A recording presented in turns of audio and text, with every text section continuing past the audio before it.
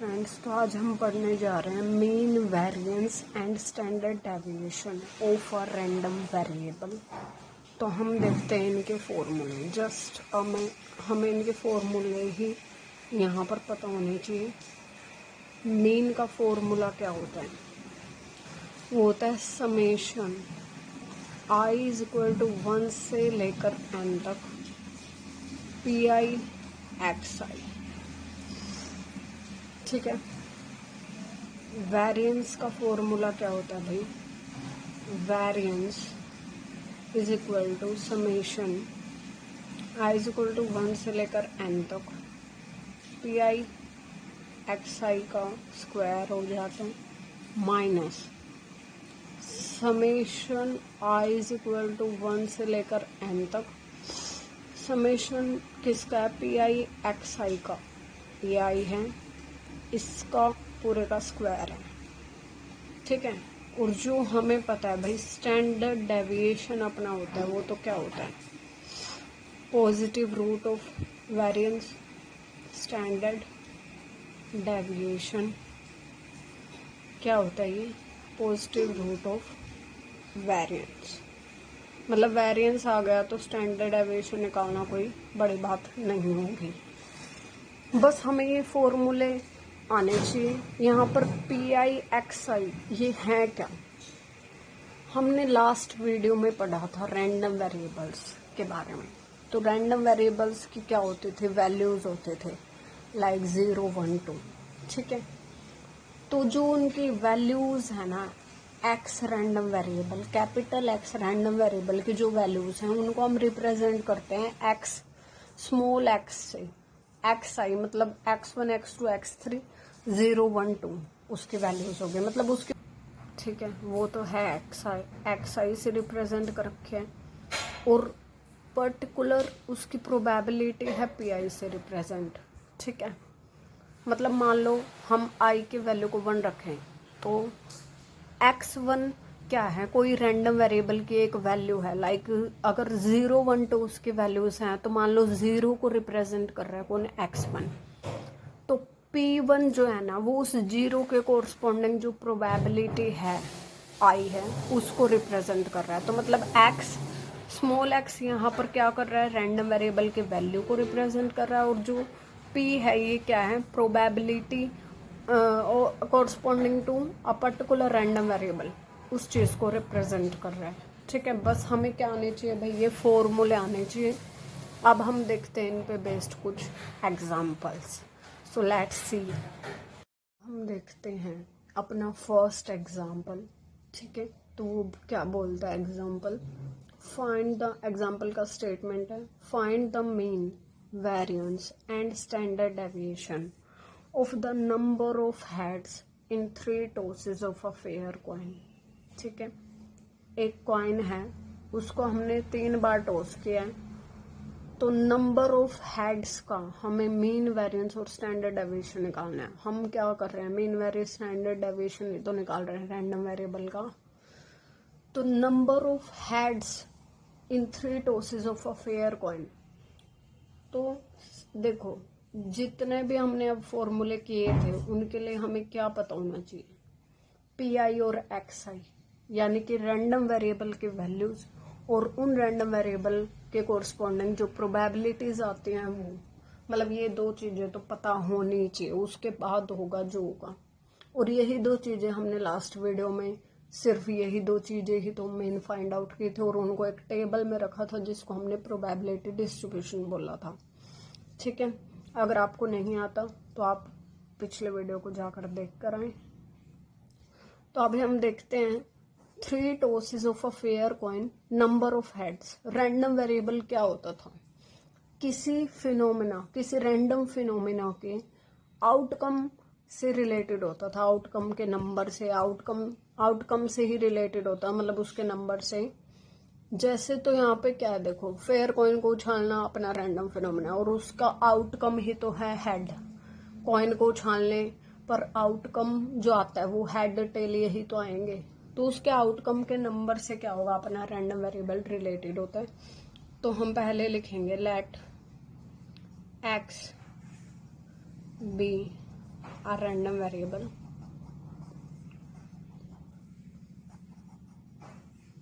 be a random variable that represent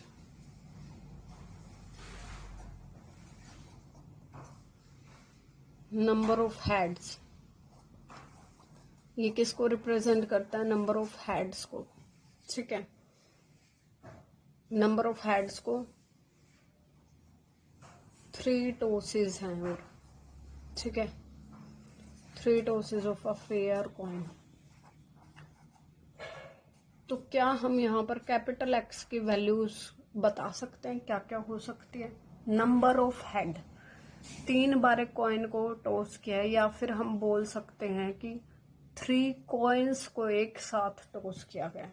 दोनों बात एक ही है। एक कॉइन को लेकर 3 बार टॉस कर लो या फिर 3 कॉइन्स को एक साथ टॉस करो। ठीक है, तो एक्स की वैल्यूज क्या क्या हो सकती है?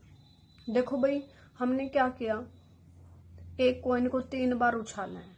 हो सकता है तीनों में से एक बार भी हमें हेड ना मिले, नंबर ऑफ हेड्स क्या हो जाए 0। हो सकता है 3 में से एक बार हमें हेड मिल जाए, हो सकता है 2 बार हेड मिले, और हो सकता है 3 बार उछाला और तीनों बार ही हेड मिले। ऐसा नहीं हो सकता कि 3 बार ही कॉइन उछाला और हेड 4 बार मिल गया, ऐसा तो पॉसिबल ही नहीं है। 3 बार उछाला, मैक्सिमम यही हो सकता है कि तीनों बार ही हमें हेड मिल गया हो। ठीक है, तो यानी कि हमारे एक्स की वैल्यूज आ गई। अब हमें क्या चाहिए? प्रोबेबिलिटीज, इनके कोरस्पॉन्डिंग क्या चाहिए? प्रोबेबिलिटीज। तो उसके लिए हमें पहले पॉसिबल केसेस पता होने चाहिए 3 tosses of a fair coin के। ठीक है, पॉसिबिलिटीज जो है ना यहाँ पर वो क्या है? किसकी? 3 टॉसेस के केस में जो प्रोबेबिलिटीज हैं वो क्या है भाई? क्या क्या हो सकता है पॉसिबिलिटीज? तीनों हेड आ जाएं। क्या है? तीनों हेड आ जाएं। ठीक है, तीनों टेल आ जाएं। हम एक बार लिख लेते हैं इन्हें। तो ये हमने लिख लिए पॉसिबल केसेस। ठीक है, अब हम इनसे क्या फाइंड आउट करेंगे? रैंडम वेरिएबल के कोरस्पॉन्डिंग जो प्रोबेबिलिटीज हैं वो। ठीक है, तो अभी हम बनाते हैं। अब टेबल बनानी शुरू। अपनी फर्स्ट जो रो है वो बनाएंगे एक्स आई की। ठीक है, यहाँ पे एक्स आई रिप्रेजेंट किसे करता है? जो अपनी ये रैंडम वेरिएबल के हमारे वैल्यूज है ना, इनको रिप्रेजेंट करता है एक्स आई। ठीक है, उसके बाद आएगा अपना कॉलम पी आई का, जो क्या करता है? पर्टिकुलर रैंडम वेरिएबल के कोरस्पॉन्डिंग जो प्रोबेबिलिटी आई है उसे रिप्रेजेंट करता है। एक कॉलम फिर हमें चाहिए होता है किसका? पी आई एक्स आई का, क्योंकि हमें मेन निकालना है। फिर एक कॉलम चाहिए होता है अपना एक्स आई के स्क्वायर का। ठीक है, और फिर हम करेंगे x I square into P I. ठीक है, तो इस तरह क्या होता है अपना ये टेबल इस तरह क्या होगी?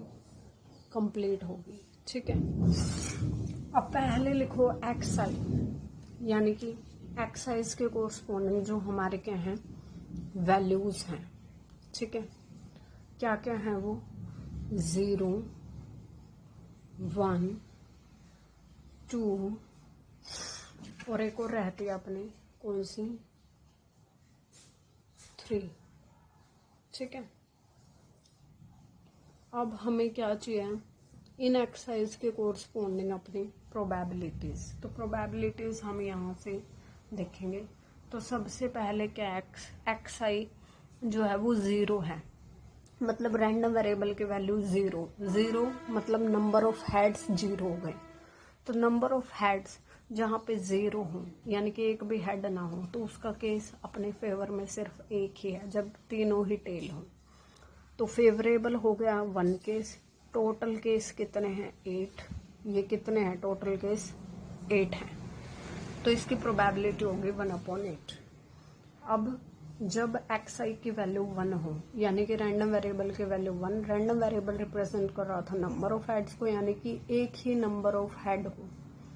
तो अब देखो एक हेड, जो ये हमने ये वाले केसेस देखो, ये और ये, इनमें सिर्फ एक ही हेड है, तो कितने हैं ये, जिनमें एक टिक है वो कितने हैं, 3। तो फेवरेबल केस है 3 है, टोटल है 8, प्रोबेबिलिटी हो गई 3/8। अब हम देखते हैं 2 के लिए, यानी कि जब क्या हो, 2 हेड हो, वो वाले केसेस काउंट करो। 2 हेड वाले, ये स्टार वाले हैं, एस्ट्रिक बोलते हैं जिसको हम, ठीक है। तो ये है जब 2 हेड हैं तो कितने हैं देख लो, 1 2 और 3, ये भी 3 केस हैं, तो प्रोबेबिलिटी फिर से 3 फेवर में, टोटल केस 8 हो गए, 3/8 हो गई। अब हमें चाहिए 3, यानी कि तीनों हेड हों, तो डबल टिक वाला एक ही केस है अपना, 3 हेड वाला एक केस है फेवर में, और टोटल केस है 8। इस तरह हमारे पास क्या आ जाती हैं, प्रोबेबिलिटीज आ जाती है। अब हम उस टेबल की कोई ज़रूरत नहीं है, अब देखना है, अब उन्हें उन केसेस की कोई ज़रूरत नहीं है टेबल में, तो अब हम काम करेंगे आगे। अब एक्स आई है, पी आई है, इस रो में, इस कॉलम के अंदर क्या आना है, एक्स आई पी आई आना है, यानी कि मल्टीप्लाई करते चलो। 0 की 1/8 के साथ क्या हो जाती है, 0। 1 की 3/8 के साथ क्या आ जाती है, 3/8। 2 की 3/8 के साथ आ जाएगी 6/8, और 3 के 1/8 के साथ 3/8। यहाँ पे एक्स आई का स्क्वायर, यानी कि इसका स्क्वायर करो, 0 का 0, 1 का 1, 2 का 4 हो जाएगा स्क्वायर, और 3 का 9। अब जो एक्स आई का स्क्वायर आया है उसकी इस पी आई के साथ मल्टीप्लाई, इन दोनों कॉलम्स की मल्टीप्लाई, 1/8 की 0 के साथ 0, 3/8 की 1 के साथ 3/8, 3/8 की 4 के साथ 12/8, और 9 की 1/8 के साथ 9/8। अब दोबारा से अगर हम देखें तो अपने फॉर्मूलाज थे हैं। अब हमें इस क्वेश्चन में ये तीनों ही चीज़ें निकालनी है, तो स्टैंडर्ड डेविएशन से तो अपना ध्यान एक बार हटा ही लो, क्योंकि वेरिएंस आ गया तो बस उसका रूट करना है। इन दोनों पर फोकस करें तो हमें किस किस चीज़ का समेशन चाहिए, एक तो पी आई एक्स आई का, और क्योंकि ये जो चीज़ है ये तो क्या है, बस इसी का स्क्वायर है, यानी कि ये निकाल लिया तो उसका बस, हमें क्या चाहिए, एक तो समेशन पी आई एक्स आई, और एक चाहिए summation P I x I square वाला जो समेशन है, ये 2 समेशन चाहिए। ये वाला तो क्या है, जस्ट इसका स्क्वायर है, ठीक है। तो अब हम इन समेशंस को देख लेते हैं। एक तो कौन सा था, पी आई एक्स आई वाला, और एक ये वाला था। इन दोनों को लिख लो क्या वैल्यू आती है इनकी। Summation I is equal to 1 से लेके 4, कितने टर्म्स हैं भाई, ये 4 हैं, पी आई एक्स आई, ठीक है। क्या आता है ये, इसको प्लस करो तो ये आएगा 12/8। अब इसका सम निकालें तो ये कितना आएगा भाई, ये आ जाएगा summation I 1 to 4 x I square P I, ये एक्स आई है, ये कितना आता है भाई, ये आता है 24/8। अब हमारे पास ये आ गया, तो जस्ट हमें मीन वेरिएंस स्टैंडर्ड डेविएशन के फॉर्मूलाज जो थे उनमें अब ये वैल्यूज बस पुट करने हैं। तो चलिए करते हैं पुट मीन। मीन का फॉर्मूला अपना क्या था, summation I is equal to 1 से लेके n तक, यानी यहाँ पे है 4, ठीक है, क्योंकि 4 वैल्यू है रैंडम वेरिएबल के एक टाइप से, ठीक है। पी आई एक्स आई इसका समेशन जो कि कितना है, डायरेक्ट 12/8, जो कि कितना होता है 1/1.5, 12/8 जो कि कितना होता है 1.5। अब निकालते हैं वेरिएंस का फॉर्मूला था summation I is equal to 1 to यहाँ पे आ जाएगा 4 P I into X I का स्क्वायर माइनस समेशन जो अपना मीन आया था PIXI, इसका स्क्वायर। ठीक है, ये अपना वेरिएंस होता है।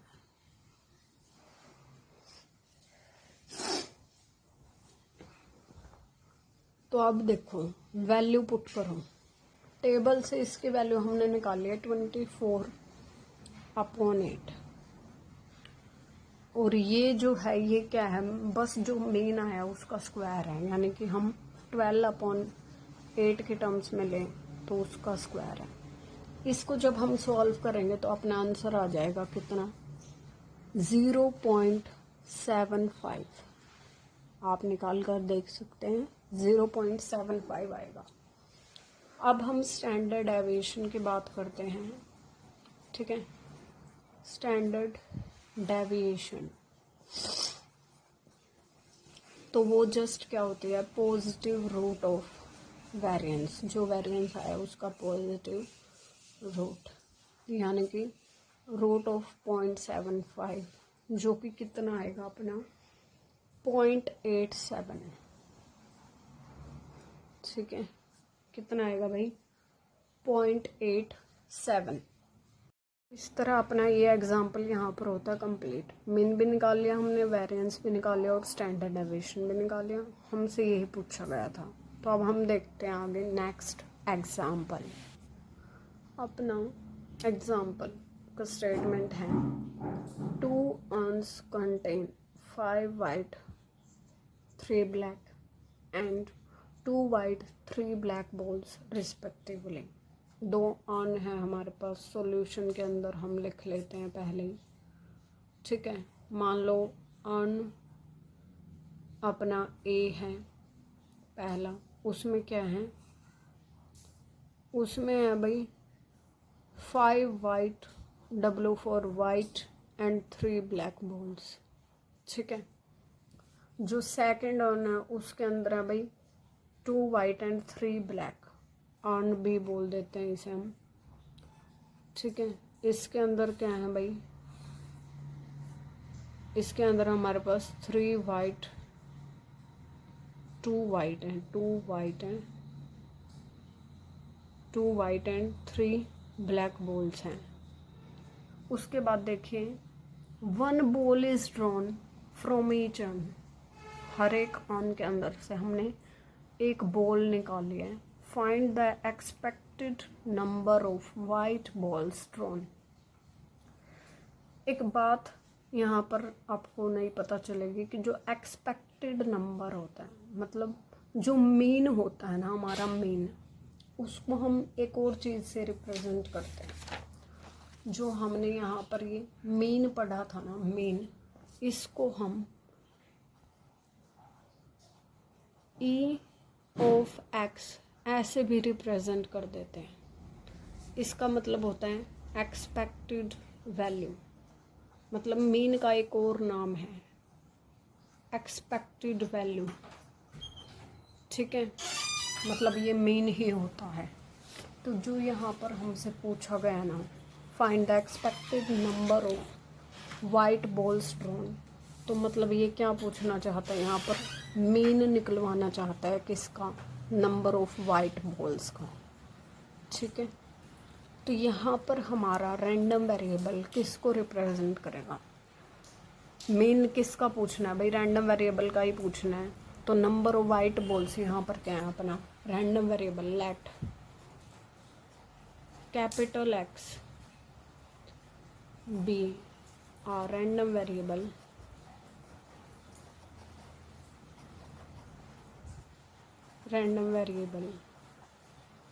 that represents,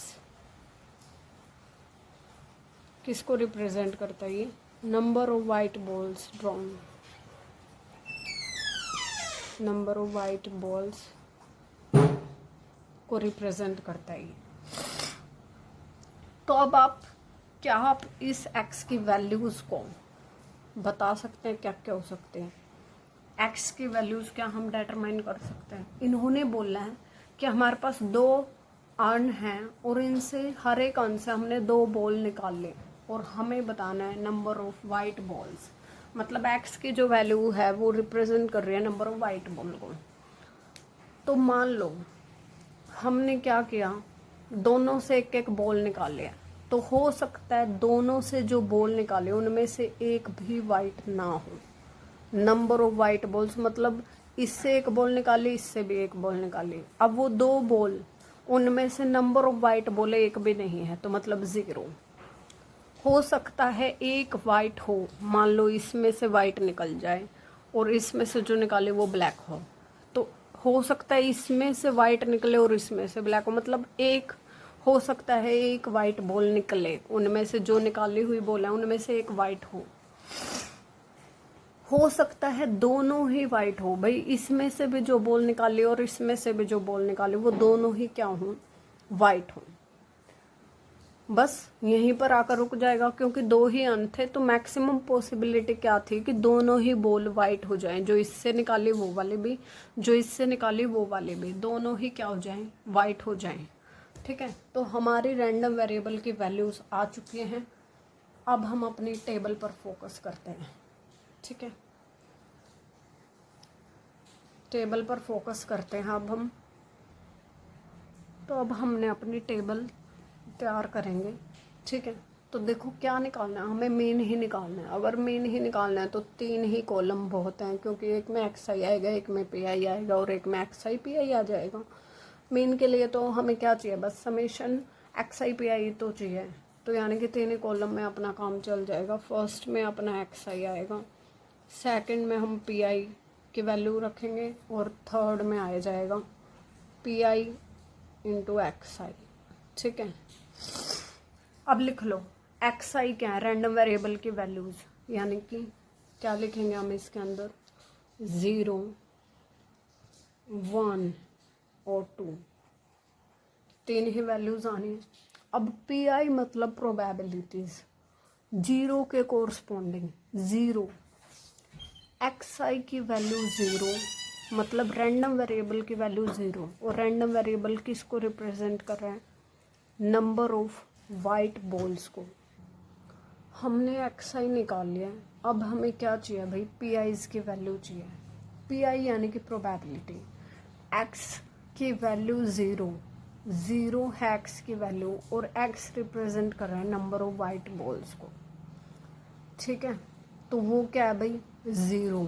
ठीक है, कितने हैं बॉल्स, मतलब नंबर ऑफ वाइट बॉल क्या है, 0 है। यानी कि अगर दोनों में से निकाली हुई बॉल में से एक भी वाइट ना मिले, तो मतलब इसमें से भी ब्लैक निकले और इसमें से भी ब्लैक निकले। ठीक है, तो अब हम प्रोबेबिलिटी में कैसे लिखेंगे भाई, हमने एक बार डिस्कस किया था कि अगर हमें मान लो एक बॉल निकालनी होती है, तो या तो हम देख लो डायरेक्ट कर सकते हैं कि भाई इस बैग में से ब्लैक बॉल निकालने की प्रोबेबिलिटी अगर निकालनी है तो क्या होगी, फेवरेबल, यानी कि 3 बॉल्स हैं ब्लैक, और टोटल आएंगे नीचे यानी कि 8। ये जो 3/8 आया ना, इसको हम ऐसे भी लिख सकते हैं कि ब्लैक बॉल की प्रोबेबिलिटी चाहिए एक ब्लैक बॉल की, तो 3C1 यानी कि 3 में से एक निकाली, वही आएगा 3। और नीचे हम क्या बोल सकते हैं, टोटल में से एक बॉल निकाले हैं 8C1, वो 8 आएगा। तो ऐसे 3/8 ऐसे भी आ जाएगा। तो अब हम कॉम्बिनेशंस का यूज़ करेंगे यहाँ पर। तो हमें चाहिए 0, यानी कि नंबर ऑफ वाइट बॉल्स 0, यानी कि इसमें से भी ब्लैक निकालने हैं और इसमें से भी ब्लैक निकालने हैं। पहले हम निकालते हैं इसमें से ब्लैक। तो कैसे लिखेंगे भाई, फर्स्ट अर्न के अंदर यानी कि अर्न ए के अंदर क्या है, 3 ब्लैक बॉल्स हैं, तो फेवर में ऊपर क्या आएगा, 3C1, यानी कि इन 3 ब्लैक बॉल में से एक ब्लैक बॉल निकाल ली, अपॉन टोटल कितने हैं ये 8, टोटल में से भी तो एक ही निकली है। ठीक है, नीचे तो आते हैं टोटल केसेस, ऊपर आते हैं फेवरेबल केस। तो फेवरेबल तो क्या है, हमने एक ब्लैक बॉल निकालिया, क्योंकि वाइट बॉल्स 0 हैं, यानी कि इसमें से भी ब्लैक और इसमें से भी ब्लैक। इसमें से ब्लैक बॉल निकालनी है तो कितनी है, 3 में से एक निकाल ली, और नीचे टोटल केस आते हैं, तो टोटल केस टोटल 8 थे, उनमें से भी क्या निकाले, एक निकाल लिया हमने। यही इसी की वैल्यू वो डायरेक्ट हम एक बोल निकालने के लिए वही वैल्यू क्या लिख देते हैं, डायरेक्ट 3/8 निकाल सकते हैं हम, क्योंकि हमारे यहाँ पर एक ही बोल हमें निकालने हैं, तो उसको हम डायरेक्ट भी निकाल सकते हैं। जैसा अपना पुराना तरीका था कि फेवर में कितने हैं, हमें निकालनी है एक ब्लैक बॉल की प्रोबेबिलिटी, तो फेवर में है 3 ब्लैक बॉल्स हैं और टोटल हैं 8। कैलकुलेट करें तो वही 3/8 ही आएगा, बट अब यहाँ पर हम कॉम्बिनेशंस का यूज़ कर रहे हैं। तो पहले बैग में से तो निकल गई एक ब्लैक बॉल, अब दूसरे में से भी क्या निकालनी है, ब्लैक बॉल ही निकालनी है। इसमें से भी ब्लैक बॉल एंड इसमें से भी ब्लैक बॉल, इसीलिए मल्टीप्लाई किया। अब इसमें से ब्लैक बॉल निकालनी है, कितनी है ब्लैक, 3, तो 3C क्या आएगा 1, क्योंकि एक ब्लैक बॉल निकालनी है। और टोटल कितने हैं 5, तो उन 5 में से भी क्या निकले है, टोटल में से भी एक बॉल कम हुई है, एक बॉल निकाल ले हमने, वो तो क्या होगा, ये तो केसेस है, मतलब विद रिप्लेसमेंट के साथ हम ले सकते हैं एक टाइप से, ठीक है। तो टोटल में से भी क्या हुआ, एक बॉल निकले हैं। तो अगर हम 3C1 कैलकुलेट करें, 3C1 कितना होता है भाई, देखो ये एक जनरल चीज है। 3C1 क्या आएगा, हमें कॉम्बिनेशंस का थोड़ा पता होना चाहिए। कॉम्बिनेशन जो होता है देखो इस तरह से होता है NCR, तो वो कैसे ओपन होता है, n फैक्टोरियल नीचे n-r factorial into r factorial, ठीक है। तो अब हमें क्या निकालना था, 3C1, यानी कि n की वैल्यू 3 है, r की वैल्यू 1 है, तो ऊपर होएगा 3 फैक्टोरियल, ऊपर होएगा 3 फैक्टोरियल, नीचे आ जाएगा 3 माइनस 1 फैक्टोरियल और ये 1 फैक्टोरियल। 3 फैक्टोरियल होता है 6, 3 माइनस 1 2 फैक्टोरियल 2 और 1 फैक्टोरियल 1 होता है, तो इसको कैंसिल आउट करें अगर हम, ये आ जाएगा 3, ठीक है। मतलब 3C1 क्या होता है, 3 होता है, ठीक है। तो ऐसे हम वैल्यूज निकाल सकते हैं इनकी। अभी हम लिखने वाले हैं डायरेक्ट, 3C1 हो गया 3, 8C1 हो गया 8, ऐसे ही 3C1 3 आ जाएगा और 5C1 क्या आ जाएगा, 5 आ जाएगा। तो ये कितना हो जाता अपना 9/8 5 40। अब है रैंडम वेरिएबल की वैल्यू 1। अब देखो रैंडम वेरिएबल की वैल्यू 1 का मतलब नंबर ऑफ वाइट बॉल्स क्या है, 1 है, मतलब एक वाइट बॉल है। जो ये 2 अंक थे इनमें से एक इसमें से और एक इसमें से बॉल निकालनी थी। अब इन्होंने हमें ये बोला कि एक वाइट बॉल है तो भाई हो सकता है इसमें से वाइट बॉल निकले हो, इसमें से ब्लैक, क्योंकि एक ही वाइट है, क्योंकि क्या है एक ही वाइट है, यानी कि एक में से तो वाइट निकले और एक में से ब्लैक निकले। हो सकता है इसमें से वाइट हो, इसमें से ब्लैक निकले हो सकता है इसमें से वाइट निकले और इसमें से ब्लैक निकले हो, यानी कि 2 केस हैं। तो वही होगा कि हम क्या करेंगे, केसेस की अलग प्रोबेबिलिटीज जो हैं उनको हम लास्ट में क्या कर देंगे, ऐड करेंगे, ठीक है। तो वही करना है, 2 केस बनने वाले हैं, उनके प्रोबेबिलिटीज को हम क्या करने वाले हैं, ऐड, तब जाकर हमारा जो प्रोबेबिलिटी हमें चाहिए वो आएगी। तो पहला केस हम ये लेके चल रहे हैं कि इसमें से वाइट निकालेंगे। अगर इसमें से वाइट निकलेगी तो क्या प्रोबेबिलिटी बनेगी, कॉम्बिनेशंस के अकॉर्डिंग इसमें से वाइट निकालनी है, यानी कि वाइट कितने हैं 5 में से एक निकाल ली, टोटल कितने हैं 8 में से एक निकाले यानी कि 8C1। इसमें से अगर वाइट, पहला केस ये लिया इसमें से वाइट, यानी कि इसमें से क्या निकलेगी ब्लैक, तो 3 ब्लैक है 3C1, इनमें से एक निकाल ली 3 में से और टोटल है 5 में से क्या हो गई एक, 5C1, ठीक है।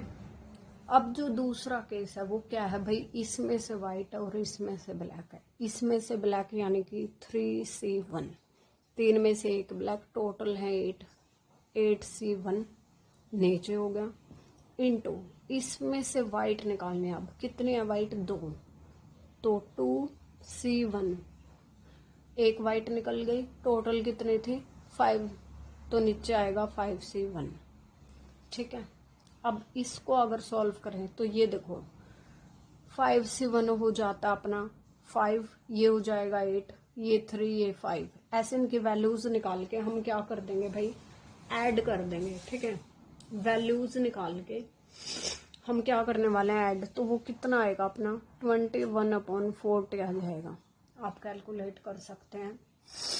अब जो लास्ट केस अपना बचता है क्या है, xi की वैल्यू 2 है, यानी कि नंबर ऑफ वाइट बॉल्स 2 हैं। और इसका क्या मतलब हो जाता है कि जो दोनों बॉल्स हमने दोनों दो अंड से जो एक एक बॉल निकाली थी वो दोनों ही क्या थी, वाइट थी। यानी कि अब हमें क्या करना है, इसमें से भी वाइट निकालने और इसमें से भी वाइट। ठीक है, तो निकालेंगे अगर इसमें से वाइट तो क्या बनेगा, 5 वाइट हैं, 5C1, टोटल बॉल्स कितने थे आने में 8, 8C1 इंटू दूसरे से भी क्या निकालने हैं, वाइट, कितने हैं 2, टोटल है 5, 2 वाइट हैं तो 2 में से एक निकालने हैं 2C1, और कितने हैं टोटल 5, 5C1 हो जाता है। तो ये अपना हम कैलकुलेट करेंगे तो कितना आएगा, ये आ जाएगा अपना 1/4, आप निकाल सकते हैं। अब हमें लास्ट कॉलम के अंदर क्या चाहिए, ये जो PIs आई हैं इनका इस XI के साथ मल्टीप्लिकेशन करके जो चीज़ आती है वो लिखने। तो 0 के 9/40 के साथ हो जाएगी 0, 21/40 की इस 1 के साथ हो जाएगी 21/40, और इस 1/4 के इस 2 के साथ करेंगे तो 2/4 हो जाएगी। अब हमें मीन के लिए क्या चाहिए, मीन निकालने के लिए हमें समेशन PIXI चाहिए होता है। मीन के लिए क्या चाहिए हमें, इस कॉलम का समेशन, तो ये कितना आ जाएगा भाई, आप कैलकुलेट कर सकते हैं, 41/40 आ जाएगा ये। ठीक है, यहाँ पे लिख सकते हैं आप summation of PIXI from I is equal to 1 to कितने हैं ये 3। ठीक है, आप लिख देना यहाँ पर, तो ये समेशन आ जाता है 41/40। तो अब हम भाई आगे इस क्वेश्चन में लिख देंगे कि मीन आ जाता है ये, और हमें क्या निकालना था, यही निकालना था expected number white balls drawn, मतलब ये मीन चाहिए था और ये आ गया कितना 41/40। तो अब हम देखते हैं नेक्स्ट एग्जाम्पल। एग्जाम्पल का स्टेटमेंट है, 2 numbers are selected at random without replacement from the first 6 positive integers। पहले 6 पॉजिटिव इंटीजर्स जो हैं उनमें से हमने क्या किया, 2 नंबर निकाले हैं रैंडमली, और वो भी विदाउट रिप्लेसमेंट। ठीक है, मतलब पहला निकाल लिया, फिर वो दोबारा नहीं रखा है वो नंबर, फिर दूसरा निकाला, मतलब विदाउट रिप्लेसमेंट निकाला वो दूसरा। Let X denote the larger of the 2 numbers obtained. अब इन्होंने रैंडम वेरिएबल बता ही दिया है खुद ही कि एक्स किसको रिप्रेजेंट करता है, जो वो 2 नंबर हमने निकाले हैं उनमें से बड़े वाले नंबर को एक्स रिप्रेजेंट करता है। हमें निकालना है एक्सपेक्टेड वैल्यू ऑफ एक्स। ठीक है, यानी कि हमें क्या निकालना है, मीन निकालना है। ठीक है, 2 नंबर्स सिलेक्ट किए हैं रैंडमली। ठीक है, let X denote the larger of the 2 numbers obtained.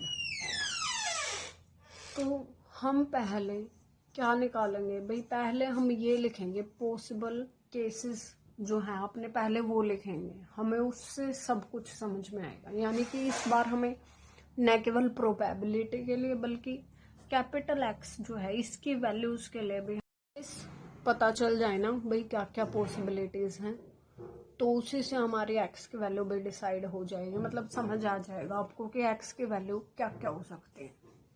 तो पहले तो फर्स्ट 6 पॉजिटिव इंटीजर्स कौन से होते हैं, 1, 2, 3, 4, 5 और 6।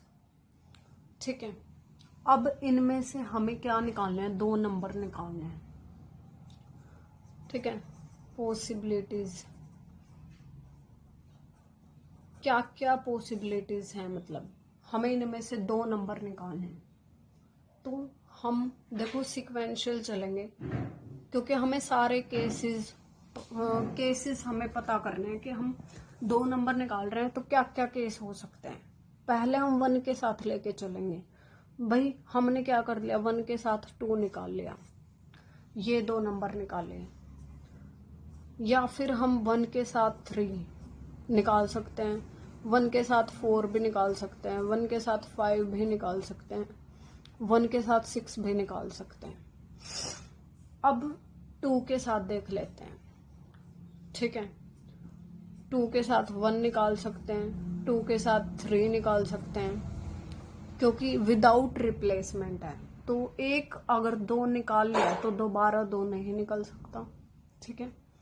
मान लो हमारे पास क्या है, किसी बैग के अंदर ये सारे नंबर्स हैं, तो अगर हमने पहला नंबर 2 निकाल लिया तो विदाउट रिप्लेसमेंट है, क्योंकि तो अब 2 उसके अंदर नहीं है, तो मतलब ये पॉसिबल नहीं है कि पहला 2 निकाला है तो दूसरा भी 2 ही निकल जाए। तो 2 के साथ 3 निकल सकते हैं, 2 के साथ 4 निकल सकता है, 2 के साथ 5 निकल सकता है और 2 के साथ 6 भी निकल सकता है, ठीक है। अब ऐसे ही 3 के साथ, मान लो पहला नंबर हमने 3 निकाल लिया, फिर निकाला 1, 3 के साथ फिर 2 भी निकल सकता है, 3 के साथ 3 नहीं निकल सकता, 3 के साथ 4 निकल सकते हैं, 3 के साथ 5, 3 के साथ 6। आपको आई होप आपको ये केसेस समझ आ रहे होंगे। 1 2 का मतलब पहला नंबर हमने 1 निकाल लिया उस बैग में से। एक टाइप से हम ये मान लेते हैं एक बैग है हमारे पास, तो 1 हमने उसमें से निकाल लिया, क्योंकि क्वेश्चन विदाउट रिप्लेसमेंट है, यानी कि ये 1 एक बार हमने निकाल लिया ना, तो अब बैग के अंदर सिर्फ क्या बचे हुए हैं, 2 3 4 5 6। तो जो 1 हमने निकाला है, अब उसके साथ जो दूसरा नंबर है वो क्या क्या हो सकता है भाई, 2 हो सकता है, तो मतलब 1 2, 3 हो सकता है 1 3, ऐसे बना रहे हैं हम केसेस। तो ऐसे ही 4 का अगर हम देखें तो पहले 4 अगर निकाल लिया है तो दूसरा नंबर 1, 4 2 भी हो सकता है, 4 3 भी। ऐसे ही 4 4 पॉसिबल नहीं है, क्योंकि एक बार अगर 4 निकाल लिया तो अब उसमें 4 नहीं है, क्योंकि क्वेश्चन में दिया हुआ है विदाउट रिप्लेसमेंट। अब यहाँ पे 4 5 हो जाएगा, 4 6 हो जाएगा, ठीक है। ऐसे ही 5 के साथ, ठीक है। तो इस तरह ये अपने सारे क्या हैं, पॉसिबल केसेस हो जाते हैं। अब x किसे डिनोट कर रहा था, क्वेश्चन में गिवन है कि x किसे डिनोट कर रहे हैं, लार्जर ऑफ द 2 नंबर।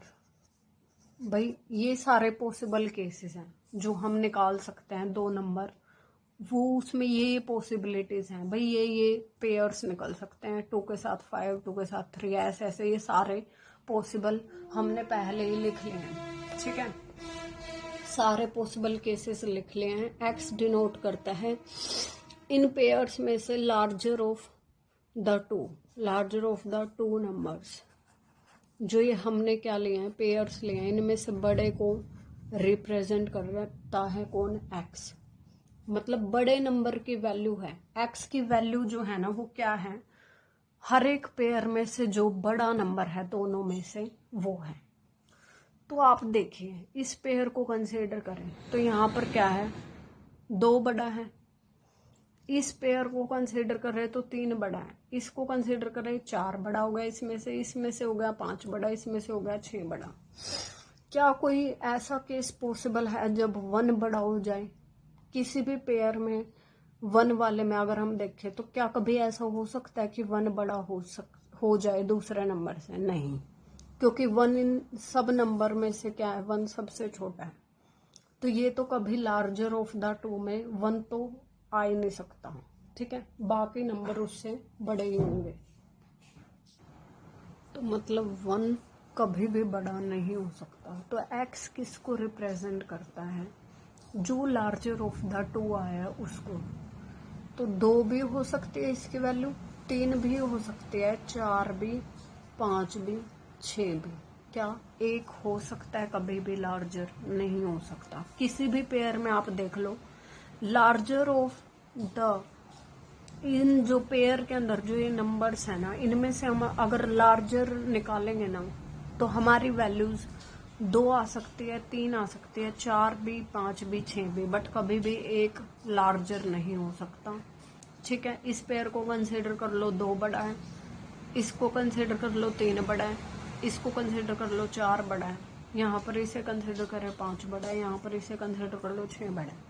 मतलब यही आ सकती हैं इन सभी में। अगर हम वैल्यूज देखें तो बस यही आ सकती हैं, 1 कभी बड़ा नहीं हो सकता। यानी कि x की वैल्यूज क्या क्या आएंगी, 2, 3, 4, 5, 6 इन्होंने दिया हुआ था। x रिप्रेजेंट करता है किसको, जो 2 नंबर्स हैं इनमें से बड़े वाले नंबर है। मतलब x की वैल्यू क्या है, वो नंबर है जो दोनों में से बड़ा है, वो नंबर x की वैल्यू है।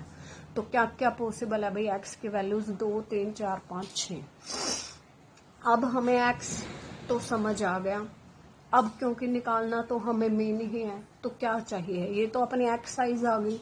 अब हमें p आइज भी चाहिए। तो अब हम आते हैं भाई टेबल पर। तो अब हम बनाएंगे अपना टेबल। तो टेबल में हम पहले लिखेंगे भाई xi, फिर लिखेंगे pi और फिर लिखेंगे xi pi, क्योंकि हमें मेन ही निकालना है। तो 3 ही कॉलम से अपना काम चल जाएगा। पहले कॉलम के अंदर xi लिखना है, मतलब ये वैल्यूज 2, 3, 4, 5, 6। अब लिखते हैं 2, 3, 4, 5, 6 लिख लिया।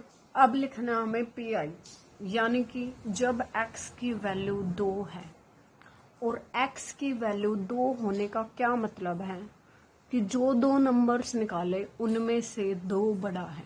यानी कि जब x की वैल्यू 2 है तो इसका मतलब लार्जर ऑफ द 2 नंबर क्या है, 2 है। तो अब हमें क्या थे हमारे पास, ये पॉसिबल केसेस थे। ठीक है, ये सारे, ये टोटल कितने हैं, ये टोटल है भाई 1, 2, 3, 4, 5 और ये 6 रो है। तो 6 × 5, ये टोटल केसेस हैं 30।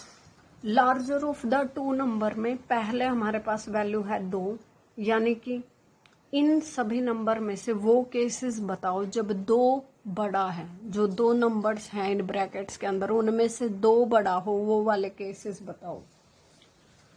तो 2 बड़ा देखो किससे हो सकता है, 2 किससे बड़ा हो सकता है, फर्स्ट 6 इंटीजर्स हैं हमारे पास पॉजिटिव। तो 2 किससे बड़ा हो सकता है, उनमें से 1 से ही बड़ा हो सकता है। यानी कि सिर्फ वही केसेस आएंगे जब 1 और 2 है। यानी कि ये 1, 2, 2, 1, सिर्फ 2 ही केस हैं जब 1 के साथ क्या है, 2 है। यही 2 केस पॉसिबल है जब क्या आएगा अपना कैपिटल X की वैल्यू क्या आएगी, 2 आएगी। क्योंकि यही केस है जब लार्जर ऑफ द 2 नंबर की वैल्यू क्या आती है, 2 आएगी। सिर्फ इन्हीं टोटल केसेस में सिर्फ 2 जो वैल्यू आएगी ना लार्जर ऑफ द 2 में, वैल्यू क्या है, आंसर अपना 2 आए, वो कब आ सकता, सिर्फ इन 2 केसेस के अंदर ही वैल्यू क्या आ सकती है, 2 आ सकती है।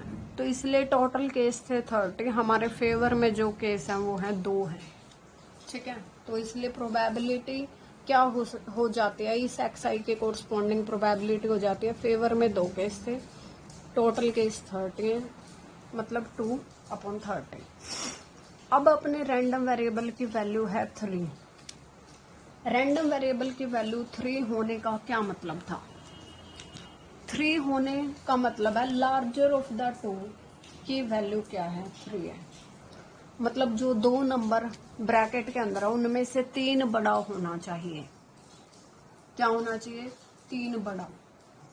तो अब देखो 3 किससे बड़ा हो सकता है, हमारे पास क्या है, 6 नंबर है। 3 किससे बड़ा है, सिर्फ 1 और 2 से बड़ा है। यानी कि जब 3 के साथ 1 आएगा और ब्रैकेट के अंदर 3 के साथ 2 आएगा, तब हमारा आंसर क्या आ सकता है, लार्जर ऑफ द 2 का आंसर क्या आएगा, 3 आएगा। तो हमें वही केसेस काउंट करने। इसका आंसर क्या आएगा, लार्जर ऑफ द 2 में 3, जब 3 के साथ 1 और 3 के साथ 2 आए, वो वाले केसेस देखने हैं। तो एक तो ये हो गया, एक ये हो गया। यहाँ भी लार्जर ऑफ द 2 देखें तो क्या आएगा, 3, और एक ये हो गया। और कोई केस ऐसा नहीं है जब अपना आंसर क्या आएगा, 3 आएगा। ठीक है, इन दो नंबरों में से, इन 4 केस के अंदर अगर इन 2 नंबरों में से हम क्या देखें, लार्जर देखें, तो हर केस में हमने लार्जर ऑफ द 3 के केस कितने निकाले हैं, 4। टोटल केस हैं कितने अपने 30, तो 4। अब भाई 4 कब लार्जर ऑफ द 2 हो सकता है, जब 4 की पेयरिंग किसके साथ हो, या तो 1 के साथ हो, या 2 के साथ 4 पेयर हो, या फिर 3 के साथ। तो बस वही केसेस निकाल लो, जब 4 के साथ क्या हो, 1 हो, या फिर 4 के साथ 2 हो, या फिर 4 के साथ 3 हो। तो 1 2 3 4 5 और अपना 6। ठीक है, तो ऐसे केसेस कितने हैं भाई, कितने मिले, ये 6। तो फेवर में अपने केस कितने हुए, 6, और टोटल केस हैं 30। ठीक है, तो इस तरह ये 4 के है। जब अपना क्या हो भाई, अब लार्जेस्ट ऑफ द 2 की वैल्यू क्या आया, जब अपने भाई अब क्या आनी चाहिए, अब आनी चाहिए 5। अब 5 कब लार्जेस्ट हो सकता है, जब 5 किसके साथ आए, इनके साथ आए, 5 से जो ये कम है इनके साथ आए, तभी 5 लार्जेस्ट हो सकता है। तो जब 5 किसके साथ हो, 1 के साथ हो, 2 के साथ हो, 3 के साथ हो और 4 के साथ हो। तो 1 केस, 2 3 4 5 6 7 और 8। ठीक है, तो इस तरह 8 केस इसके फेवर में आ गए। टोटल कितने हैं भाई, 30 हैं। तो 8/30 हो गई इसकी प्रोबेबिलिटी, ये 8 है। ठीक है, अब ऐसे ही 6 कब लार्जेस्ट हो सकता है, 6 तो जब इनके साथ आएगा, या 6 1 के साथ आए, 2 के साथ आए, 3 के साथ, 4 के साथ, 5 के साथ, तब 6 ही लार्जेस्ट होना है।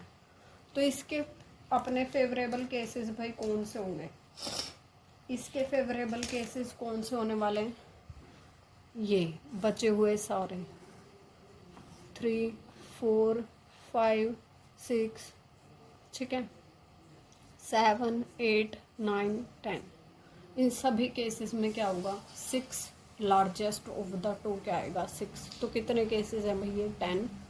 फेवर में है 10, टोटल कितने हैं, 30। तो इस तरह हमारा एक्स आई आ गया, पी आई आ गया। अब निकालेंगे एक्स आई पी आई, यानी कि इनकी मल्टीप्लाई।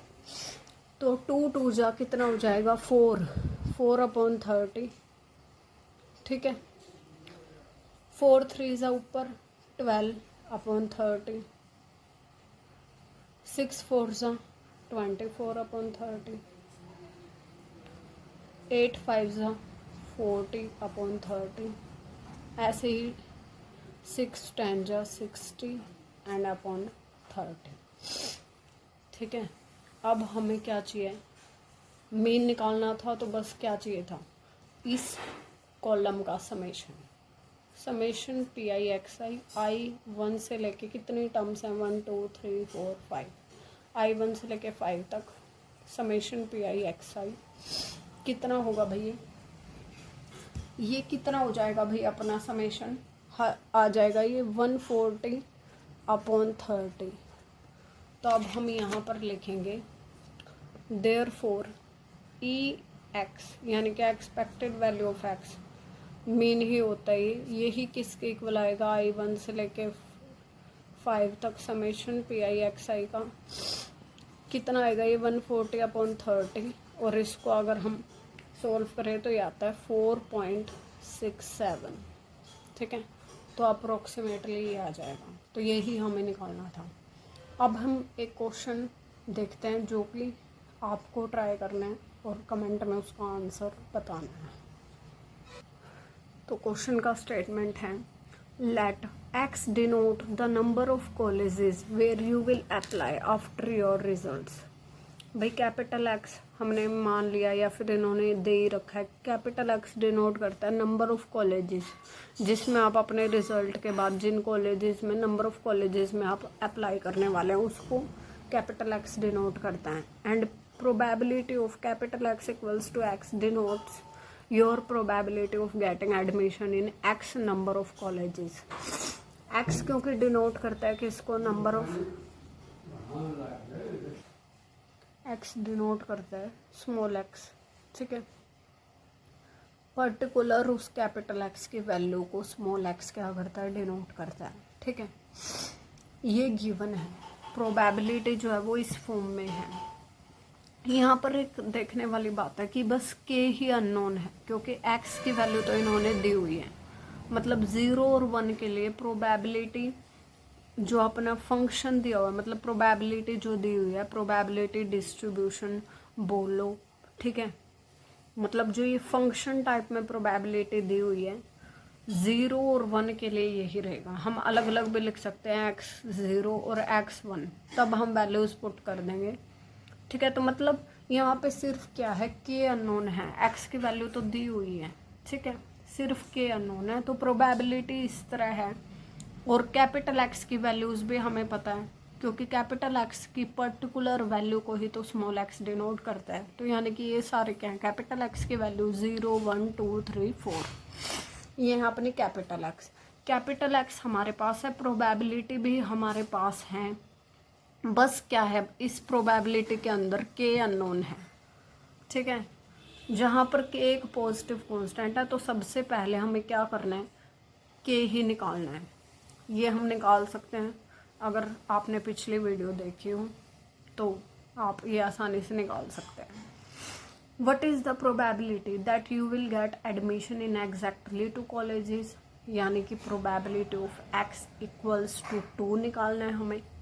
देखो, अगर k निकाल लिया तो सारी प्रोबेबिलिटीज़ की वैल्यू हमारे पास आ जाएंगी, तो तब हम सिंपली x इक्वल्स टू 2 की प्रोबेबिलिटी भी बता सकते हैं। सबसे पहले ये k ही निकालना है। Find the mean and variance of the probability distribution. और अगर हमारे पास x तो हमारे पास है ही, कैपिटल x की वैल्यूज़ हमारे पास हैं 0 1 2 3 4। प्रोबेबिलिटीज़ यानी कि PIs की भी वैल्यू आ जाएगी अगर हम k निकाल लें। तो अगर हमारे पास XIs हैं, PIs अगर हमें मिल जाए तो हम कुछ भी निकाल सकते हैं, मीन वेरिएंस स्टैंडर्ड डेविएशन सब निकल जाएगा। तो सबसे पहले बस ये k ही निकालना है आपको, उसके बाद सब इजी है। तो आप इस क्वेश्चन को ट्राई करेंगे और कमेंट करके बताएंगे। आगे हम इसको कभी डिस्कस करेंगे। So thanks for watching. Video पसंद आई हो तो लाइक शेयर कमेंट और चैनल को सब्सक्राइब करते हैं।